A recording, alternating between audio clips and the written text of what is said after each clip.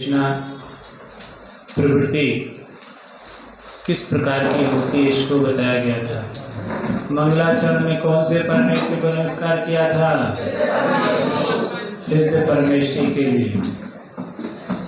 आत्मा को किसके द्वारा जाना जाता है? आत्मा के द्वारा। मोक्ष मार्ग में किसको क्या जाना जाता है? हाँ, निज को निज, पर को पर जानना मोक्ष मार्ग है। ये यहाँ पर कहाँ कहा गया था? परत्व ने कहा ये आत्मा, हाँ लास्ट में कहा गया था एक आत्मा परत्व ने पर को पर रूप में जाना और निज को निज रूप में जाना। वो आत्मा कैसी है? कैसी आत्मा को मैं प्रणाम करता हूँ? अक्षयानंत बोधाय। अक्षय अनंत, अक्षय मतलब जो कभी क्षय को प्राप्त नहीं होने वाली, ऐसी उस आत्मा को मैं क्या करता हूँ? नमस्कार करता हूँ। फिर अक्षय अनंत है, ऐसी में उस सिद्ध परमात्मा जो अक्षय अनंत है, अनंत ज्ञान दर्शन सुख से सहित हैं, 8 गुणों से युक्त हैं। सिद्ध परमात्मा के कितने गुण होते हैं? 5 परमेष्ठियों में सबसे कम गुण हैं किसके? सिद्ध भगवान के। कितने? 8 गुण हैं।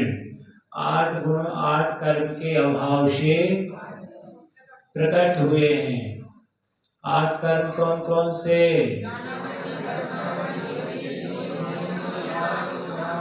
नाम गोत्र वृत्र। ज्ञानावरणी कर्म का क्षय हुआ तो कौन सा गुण उत्पन्न हुआ था? केवल ज्ञान हुआ, केवल ज्ञान। फिर दर्शनावरणी कर्म के अभाव से अनंत दर्शन। फिर वेदनी कर्म के अभाव से कौन सा गुण उत्पन्न हुआ था? अव्ययवाद सुख। फिर मोहिनी कर्म के अभाव से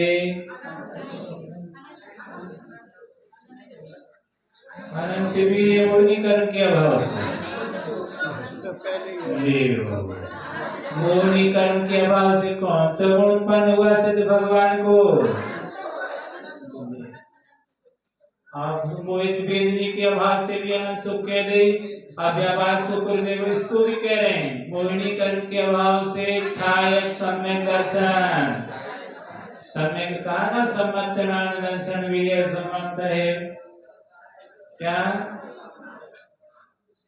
सम्यक तो गुण है। और फिर आयु कर्म के अभाव से कौन सा गुण उत्पन्न हुआ? अवगाहनत्व गुण उत्पन्न हुआ था। अवगाहनत्व गुण क्या कहलाता है? एक माही अनंत विराजे। अवगाहनत्व गुण उत्पन्न हो गया था आयु कर्म के अभाव से। और नाम कर्म के अभाव से कौन सा गुण उत्पन्न हुआ? नाम कर्म के अभाव से सूक्ष्मत्व गुण। और गोत्र कर्म के अभाव से अगुर लघुत्व गुण। और अंतराय कर्म के अभाव से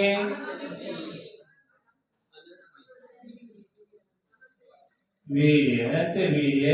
इस प्रकार ये 8 गुण सिद्ध भगवान के होते हैं 8 कर्म के अभाव से। इसमें 4 कर्म का अभाव होता है तो 4 गुण होते हैं। 8 कर्मों को 2 भागों में डिवाइड करेंगे, घातिया और अघातिया। घातिया कर्म किसे कहते हैं?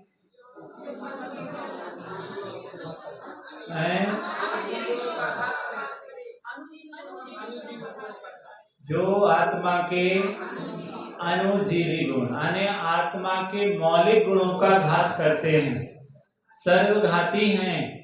यानी जिनके उदय में जरा भी आत्मा का विकास नहीं हो सकता है। आत्मा के मौलिक गुणों का घात करने वाले ये घातिया कर्म हैं। अघातीय कर्म आत्मा के मौलिक गुणों का घात नहीं करते हैं। घात तो करते हैं पर इन जैसा घात नहीं करते। वो भी कर्म है और ये भी कर्म है, पर दोनों के स्वभाव में क्या है? अंतर है। जैसे उसी कर्म से ज्ञानावरणी कर्म का उदय है, उसी कर्म से मति ज्ञान, शुद्ध ज्ञान और ये सारे 5 भेद बताए ना। तो 5 भेदों में सबसे खतरनाक है ज्ञानावरणी। उसको सर्वघाती में रखा उन्होंने, क्योंकि इसके उदय में रहते हुए एक भी अंश उत्पन्न नहीं होता है, उसका नाम सर्वघाती होता है। मति ज्ञानावरणी कर्म के उदय रहते हुए मति ज्ञान हो जाएगा, शुद्ध ज्ञानावरणी कर्म के उदय रहते शुद्ध ज्ञान हो जाएगा, अवधि ज्ञानावरणी कर्म का उदय रहते हुए भी क्या हो सकता है? पर ये इनके उदय रहते हुए, किसके? केवल ज्ञान के उदय रहते हुए रंच मात्र भी केवल ज्ञान की प्राप्ति नहीं होगी। मिथ्यात्व के उदय रहते हुए रंच मात्र भी आपको सम्यक की प्राप्ति नहीं होगी। इनको सर्वघाती में डाला है।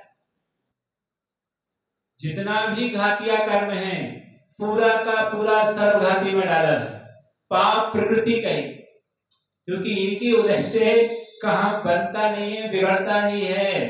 तो यहाँ पर इसी को देशघाती सर्वघाती में लिया। तो बात ये थी कि यहाँ घातिया कर्म के अभाव में आत्मा के अनिर्जीवी गुणों की प्राप्ति हो जाती है और उसका घात करता है। मौलिक ज्ञान, गुण, दर्शन, सुख आदि की प्राप्ति उसके लिए हो जाती है अभाव होने पर, क्योंकि क्षय हो जाता है।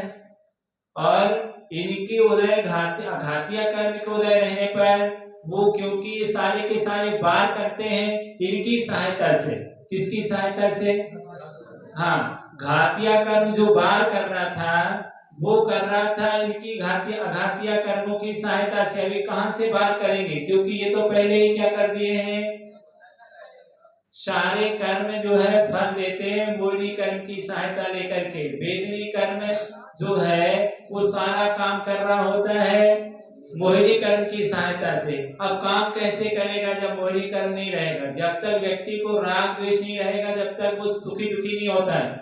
राग है जब वस्तु का इष्ट वियोग अनिष्ट संयोग होगा तो पीड़ित होगा, जब है ही नहीं है तो दुखी होने का सवाल ही नहीं है उसके लिए। तो मोहिनी कर्म से दुखी होता है, जब राग ही नहीं रहेगा तो फिर पीड़ा किस बात की होगी उसके लिए? तो उन्होंने सबसे पहले घातिया कर्म का क्षय होता है जो हमारे आत्मा के गुणों का संपूर्ण रूप से क्या करता है? घात करता है। तो भगवान ने सबसे पहले घातिया कर्म का क्षय करते हैं। अघातिया कर्म को क्षय करने का कोई पुरुषार्थ करने की जरूरत नहीं है, वो तो अपने आप ही क्या है, वो अपने आप उपसृण जाएंगे। 4 को पुरुषार्थ करना पड़ता है, मोहिनी को बहुत पुरुषार्थ करना पड़ता है नष्ट करने के लिए। क्या 10वें गुण स्थान तक मोहिनी कर्म जाता है। इसकी सेना जो है बहुत उत्कृष्ट स्थिति है। 70 कोड़ा कोड़ी कितनी बनती है? 70 कोड़ा कोड़ी की स्थिति को लेकर के इसका बंद होता है। सबसे हाईएस्ट स्थिति है, इससे ज्यादा किसी कर्म की स्थिति नहीं है। सारे कर्म की पूरी सेना इसी की आड़ में पलती है। इसके बाद सबसे पहले बैंड इसी के बजते हैं। सबसे पहले इसी कर्म का क्षय होता है। 8 कर्मों में सबसे पहले क्षय किसका होता है? मोहिनी कर्म का। मोहिनी कर्म का क्षय हुआ कि शेष का तो फिर होना ही तय हो गया है।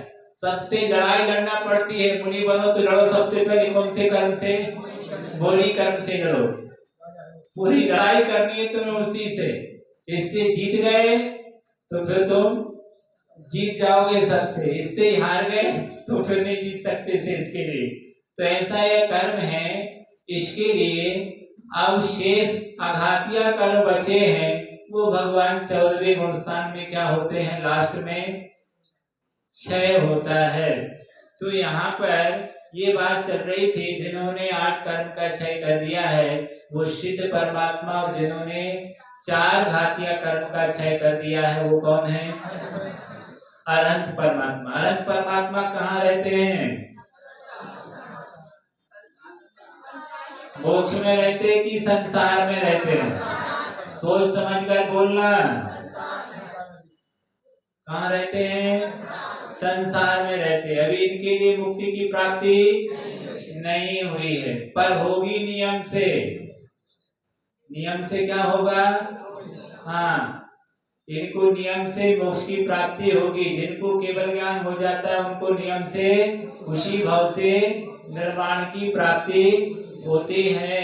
तो ऐसे जो अरहंत परमात्मा हैं, जो केवल ज्ञान से युक्त हैं, मोहिनी कर्म का क्षय कर दिया है और अंतराय कर्म का क्षय कर दिया, दशनावरणी कर्म का क्षय कर दिया, ज्ञानावरणी कर्म का क्षय कर दिया, 4 घातिया कर्मों का क्षय करके 13वें गुण स्थान में अथवा 14वें गुण स्थान में विराजमान होते हैं। इनके 2 ही गुण स्थान होते हैं, 13 अथवा 14वां।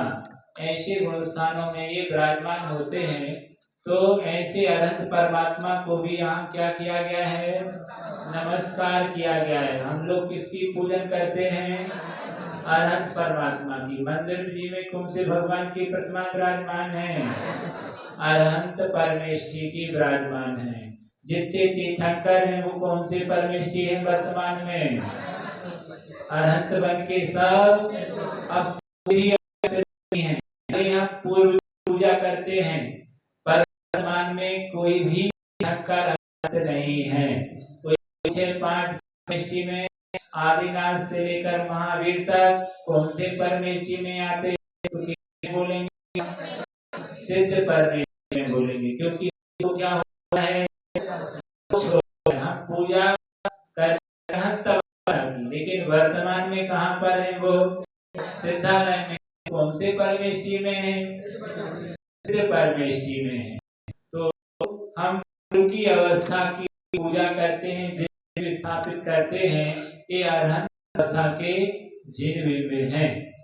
तो इस तरह से हम आराधना करने के बाद अब यहाँ पर आचार्य भगवंत ने 2 परमेष्ठियों को नमस्कार करने के साथ, क्योंकि 2 को नमस्कार कर लिया तो से को भी क्या हो गया है?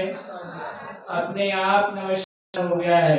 क्योंकि अरहंत को नमस्कार करने से आचार्य अध्याय 7 को भी क्या हो जाता है? क्योंकि मुनि है, अरहंत भी क्या है? में आते हैं। कौन में आते हैं? मुनि में। मुनि में मात्र आचार्य उपाध्याय साधु ही नहीं आते, ये भी मुनि में आते हैं। 5 परमेष्ठी में मुनि कितने परमेष्ठी आते हैं? 4 परमेष्ठी मुनि में आते हैं। सिद्ध परमेष्ठी मुनि में नहीं आते। तत्वार सूत्र का उच्चारण करेंगे ना, 5वें अध्याय का सूत्र है। 5 प्रकार के मुनि बताए। कितने प्रकार के? कौन से?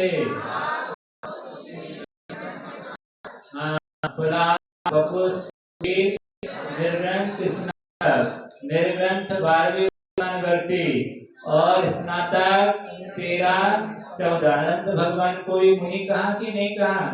नहीं, यदि कोई मुनि कहे तो हम कहते ऐसे कैसे मुनि नहीं? मुनि होते जिनके पास पिछी कमंडल होता है, भी मुनि होते हैं। मुनि के लिए जरूरी नहीं है, ये अपवाद मार्ग है, ये राजमार्ग नहीं है पिछी कमंडल। चौथे काल में बिना पिछी कमंडल के महाराज पिछी कमंडल महाराज की पहचान नहीं है। बिना पिछी और कमंडल के महाराज होते थे। हाँ, और ये भी होंगे। के पास कमंडल वृद्धिधारी होते हैं, उनके पास कोई पिछी कमंडल नहीं होते हैं। बिना उसके बिना चतुर्मास के भी नहीं। इसलिए महावीर भगवान के कहीं चतुर्मास नहीं सुना तीर्थंकरों का। पेपर दिया कहीं लिखा था महावीर ने यहाँ चतुर्मास किया, क्योंकि तीर्थंकर चतुर्मास करते ही नहीं है। क्यों नहीं करते? क्योंकि जमीन से ऊपर की बात में चलते हैं, जमीन पर 63 रिद्धियों के स्वामी हो जाते। इसलिए 63 रिद्धियों के स्वामी होने पर भी आलोक में, आकाश में विहार होता है, माने हिंसा परिहार होता है। इसलिए हिंसा का से चतुर्मास की कोई जरूरत नहीं। 12 मुनि अवस्था में भगवान महावीर स्वामी कितने गए? 12 चतुर्मास तो होना चाहिए जैसे क्या, तो एक भी चतुर्मास नहीं, क्योंकि श्वेतांबरों ने 12 चतुर्मास निकाले हैं कि भगवान महावीर के 12 चतुर्मास हुए हैं। देख लो आप मोबाइल पर निकलेंगे उनके चतुर्मास कहाँ कहाँ हुए हैं। पर दिगंबर परंपरा में कोई चतुर्मास किसी भी तीर्थंकर का नहीं होता है। 63 रिद्धियां दीक्षा 63 रिद्धि हो जाती है, जमीन से 4 पर उठ जाते हैं वो, तब उनके लिए जीवों की कोई बाधा ही, तो यहाँ चतुर्मास की कोई बात नहीं है। रिद्धिधारी मुराद भी कोई चतुर्मास करें कोई जरूरी नहीं है, कर लें बैठ जाए 4 महीने बाद उठे, देखिए उनके कोई के लिए कोई जरूरी नहीं होता है, करे तो करे नहीं करे तो नहीं करे। यहाँ पर 4 परमर्षि मुनि में आए, स्नातक कहलाते हैं। तो अरहंत को भी क्या कहा जाता है? 3 करोड़ विराजों की जयकारा लगाना ना, 3 करोड़ 6वें गुणस्थान से लेकर 14वें गुणस्थान के मुनिराज आते हैं। सिद्ध परमेष्टि 3 करोड़ में नहीं आते हैं। ये मुनियों की संख्या हम यहाँ पर लगाते हैं। हाईएस्ट इतने मुनि हो सकते हैं, होते ही हैं, सो बात नहीं है। अब यहाँ पर ये चर्चा करने के बाद, अरहंत परमेष्टि की चर्चा करने के बाद, यहाँ पर अब वो ये लिखते हैं कि मैं जिस ग्रंथ को मैं आपके बीच में कहने जा रहा हूँ, ये ग्रंथ अपने आप में बहुत बड़ा अलौकिक ग्रंथ है। और मैं एक ऐसी बात का चर्चा आपसे करूंगा, यह जो ग्रंथ में लिख रहा हूँ, ये ग्रंथ सारे प्राणियों के लिए नहीं, उन भव्य आत्माओं के लिए लिख रहा हूँ। और जो मैं लिख रहा हूँ वो मन से मैं कुछ भी एक शब्द भी नहीं लिखूंगा। मैं जो भी लिखूंगा वो पूर्व आचार्यों की आज्ञा के अनुसार लिखूंगा। ग्रंथ लिखने की प्रतिज्ञा यहाँ पर करते हैं। सबसे पहले यहाँ पर अरहंत और सिद्ध परमेष्टि को सबसे पहले स्मरण किया, नमस्कार किया, क्योंकि उनको नमस्कार करने से इस ग्रंथ की प्रमाणिकता क्या हो गई? सिद्ध हो गई कि मैं जो लिख रहा हूँ मैं भगवंतों की आज्ञा के अनुकूल ही लिखूंगा, जैसा इनने कहा है। कि प्रथम वक्ता कौन है?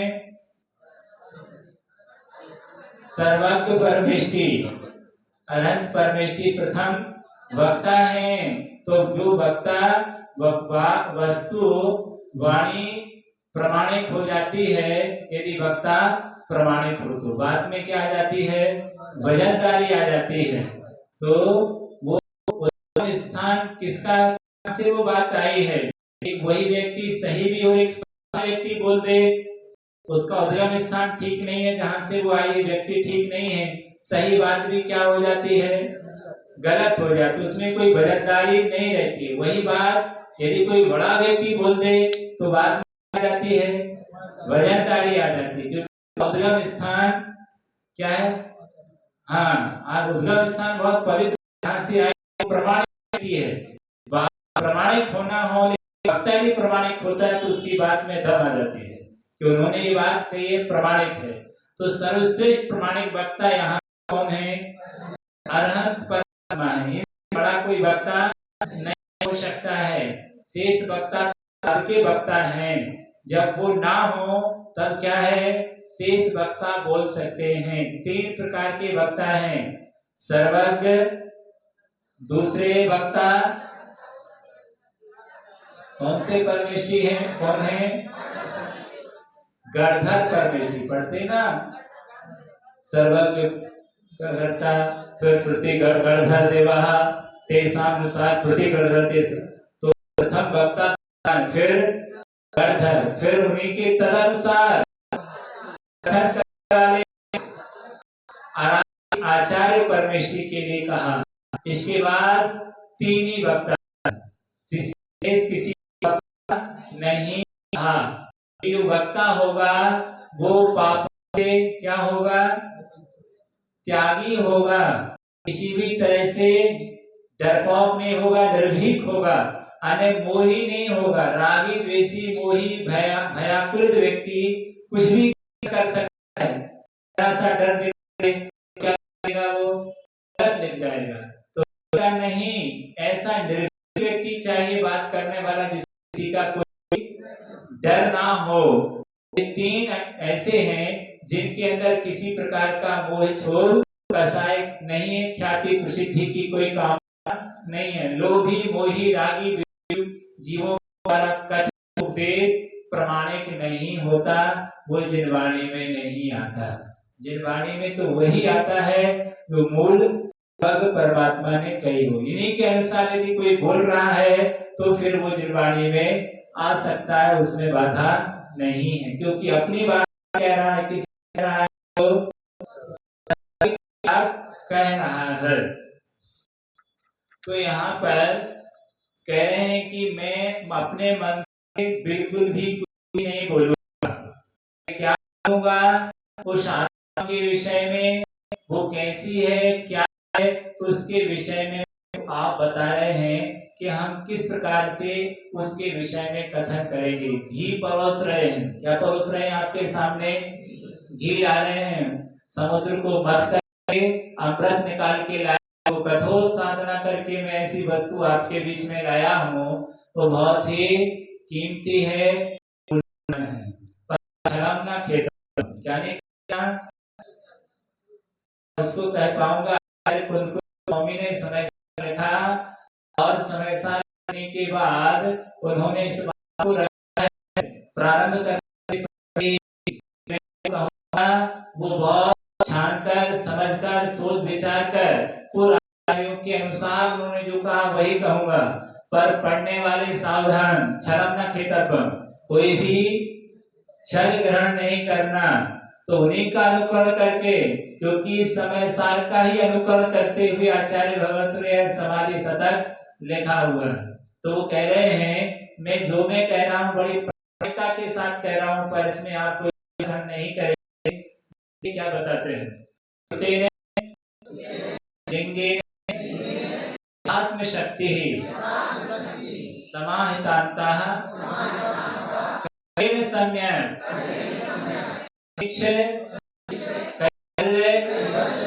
खस प्रहारम विवेक मात्मान मथापि धासे सुरे निलिंगे यथात्म शक्ति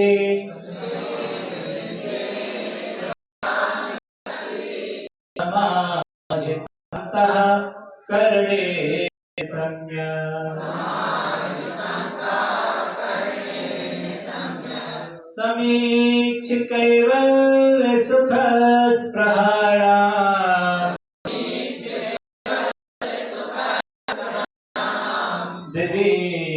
विवेकमात्मान मथाभिधासे।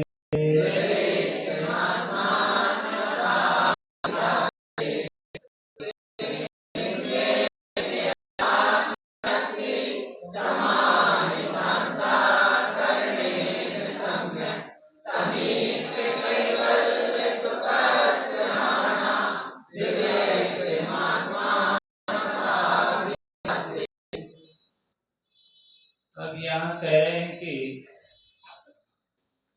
समाहितांता समय क्या करिए, अपना कल्याण चाहते हो तो क्या सबसे पहले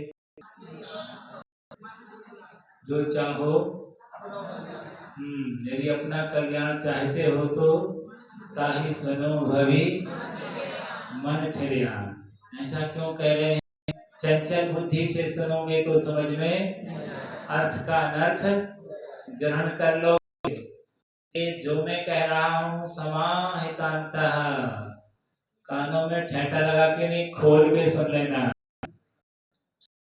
और को स्थिर करके सुनना, एक एक शब्द सुनना, बार करना, अच्छे से विचारना, अक्षर कपायाचार्य ग्रहण नहीं कर लेना, ना अर्थ का अनर्थ हो जाएगा आपके साथ में।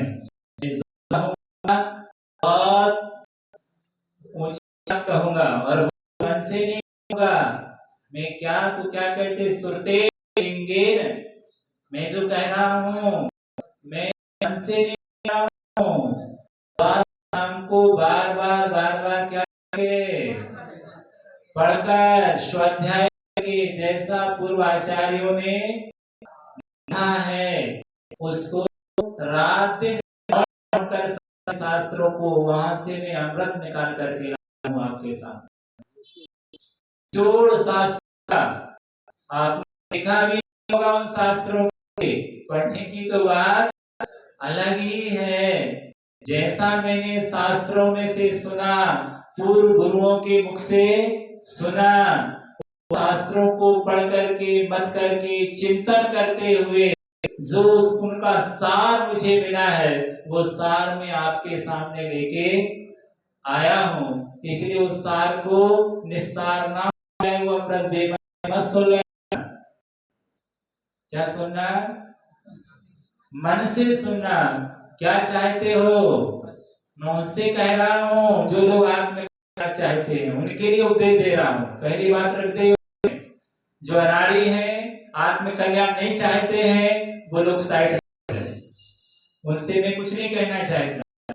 लेकिन जो लोग कैवल्य सुख स्पृहाणाम, जो लोग ये चाह रहे हैं मुझे भगवान केवल ज्ञान की प्राप्ति हो, वो क्षमा की प्राप्ति हो, जो संसार से भयाकुलित हो गए हैं, संसार से भीतर में डरते हैं, अब संसार में नहीं चाहते हैं, संसार से संदेह और वैराग जिन्हें हो गया है, मैं उनसे कहना चाहता हूँ जो संसार में रुल रहे हैं अभी और है, लोग साइड में हो जाए, उनसे कहना चाहता हूँ क्योंकि वो मेरी बात को समझेंगे नहीं। क्योंकि और संसार में क्या है, हाँ शर्त कितनी बढ़िया रख रहे हैं, कैवल्य सुख स्पृहाणाम।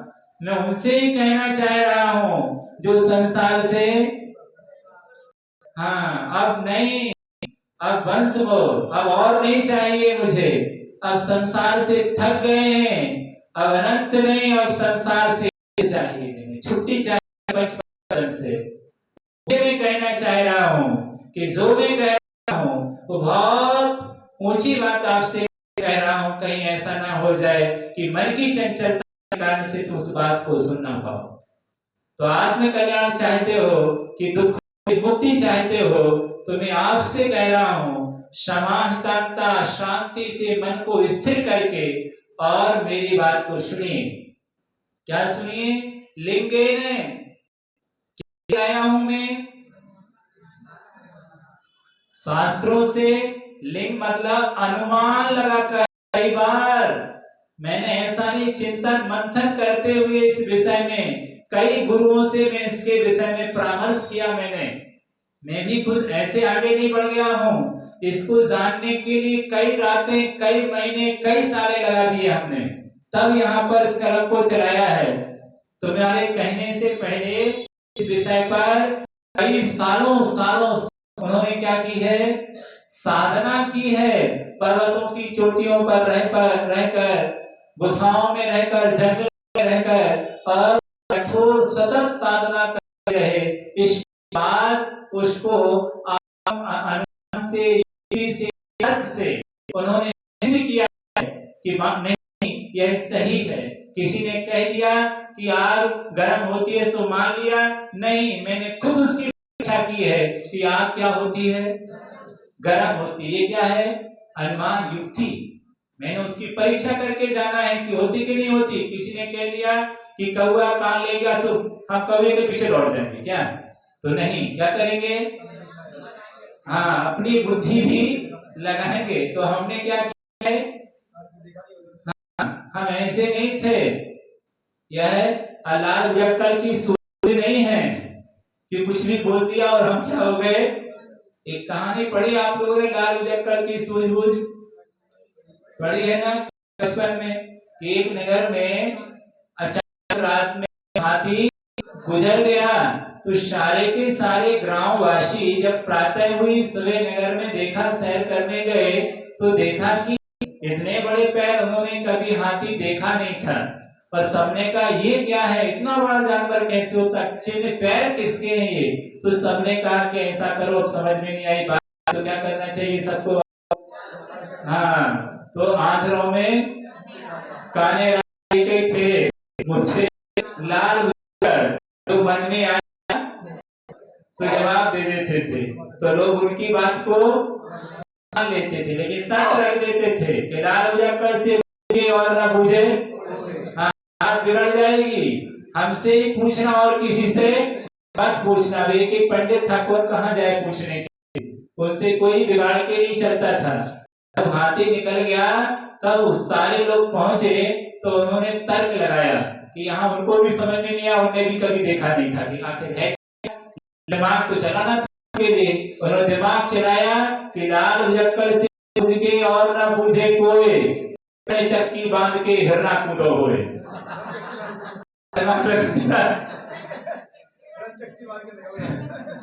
आटा पीसने की चक्की जो होती है वो ने पैर में बांध दी, हिरन से कैसे पैर बंध गई और कैसे छलांग लग के निकल गया, लेकिन बुझ के और ना बुझे।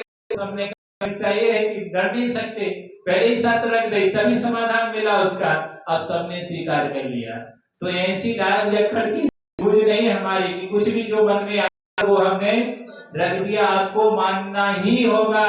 कह रहे नहीं, बहुत हम आपके लिए पुरुषार्थ करके युक्ति आगम से खोजकर इस अमृत को आपके सामने लाए हैं।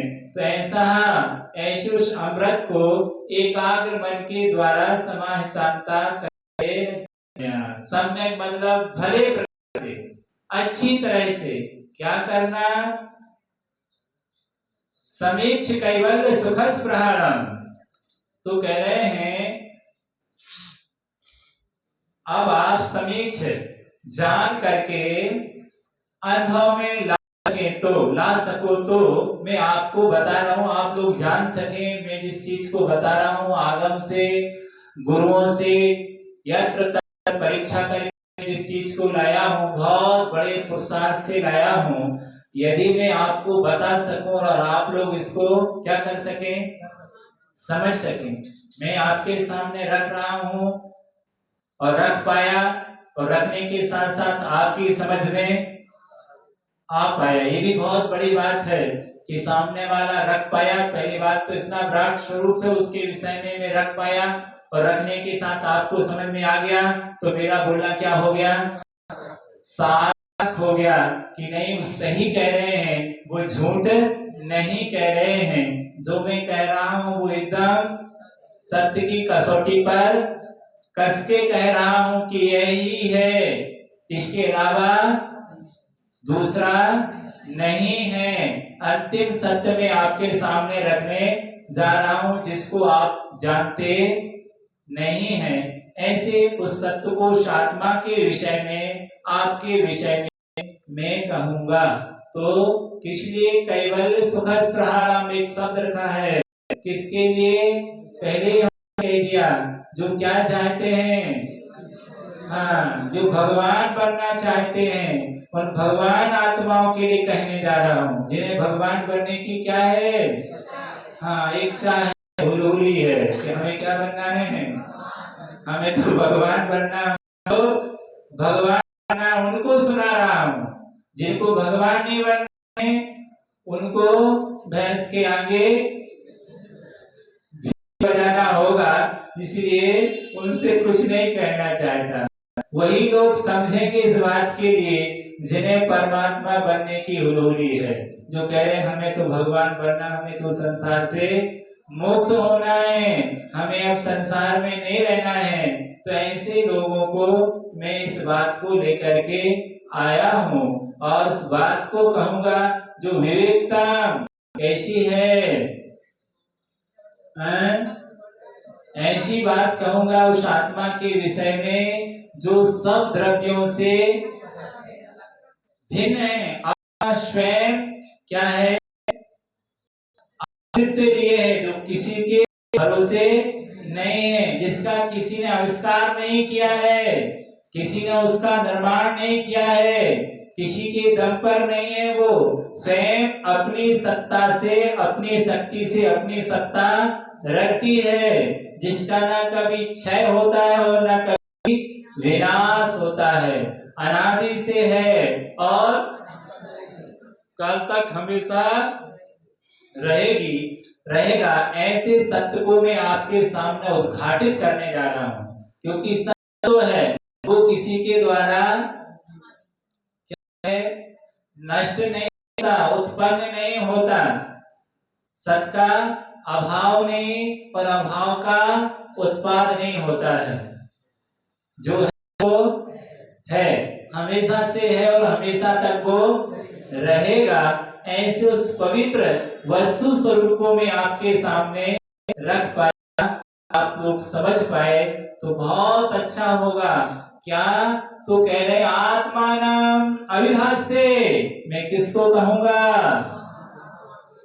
किसको कहूंगा, आत्मानम, मैं उस आत्मा के स्वरूप की चर्चा आपसे करूंगा, वही सत्य है।